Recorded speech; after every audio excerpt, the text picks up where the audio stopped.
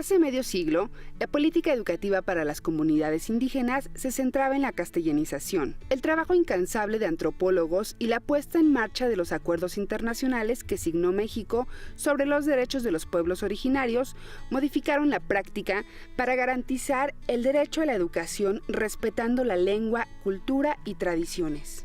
La creación en 1978 de la Dirección General de Educación Indígena, dependiente de la Secretaría de Educación Pública, tuvo el propósito de construir e implementar propuestas pedagógicas para la reivindicación de los derechos lingüísticos y de educación de calidad para todos los mexicanos. Hoy, a 40 años de distancia, las comunidades indígenas del país cuentan con educación que se imparte con una perspectiva de inclusión, al implementarse 22 programas de la asignatura de lengua materna, contenidos y libros de texto gratuitos.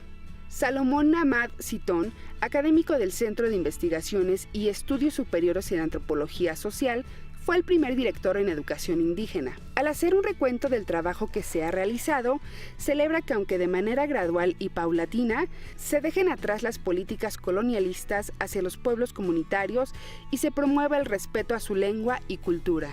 Es fundamental que ellos aprendan a leer en su lengua materna. Lo que estaba haciendo la educación antes era imponer el idioma castellano a un niñito de 4 y 5 años y que en su casa hablan en náhuatl o en mixteco o en totonaco y hacerlo que entienda lo que no entiende a base de reglazos y de la fuerza fue el error más grave, porque eso genera la devaluación de la propia personalidad del niño. En vez de estimularlo, lo oprimes. En México, casi 26 millones de personas se autorreconocen como indígenas, lo que representa el 21% de la población total.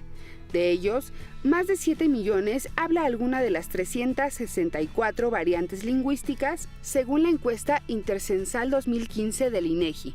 En las últimas 4 décadas, la Dirección General de Educación Indígena se ha dedicado a diseñar e implementar políticas educativas bilingües e interculturales que atiendan la diversidad lingüística de México desde una perspectiva de derechos. Mientras que en los últimos años se ha buscado consolidar la educación de calidad a través de diversas acciones, entre ellas la capacitación y profesionalización de los docentes, así lo reconoce la actual directora Rosalinda Morales Garza.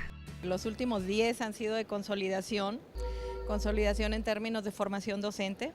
Antes de 2007, pues solo 20 o 30% de los maestros tenían su normal, su licenciatura o posgrado. Hoy estamos hablando que 75% de ellos lo tienen, hay una profesionalización.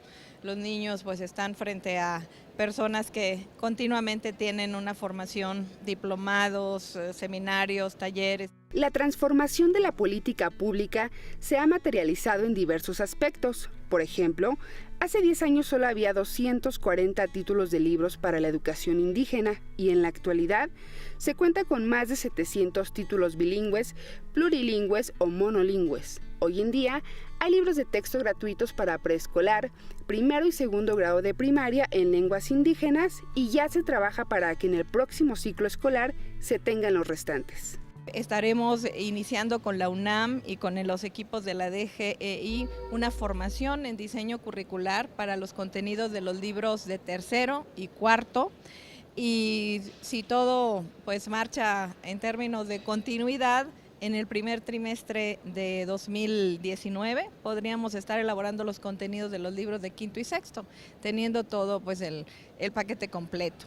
La continuidad a estos esfuerzos permite a los estudiantes seguir sus estudios de secundaria, de educación media superior y superior.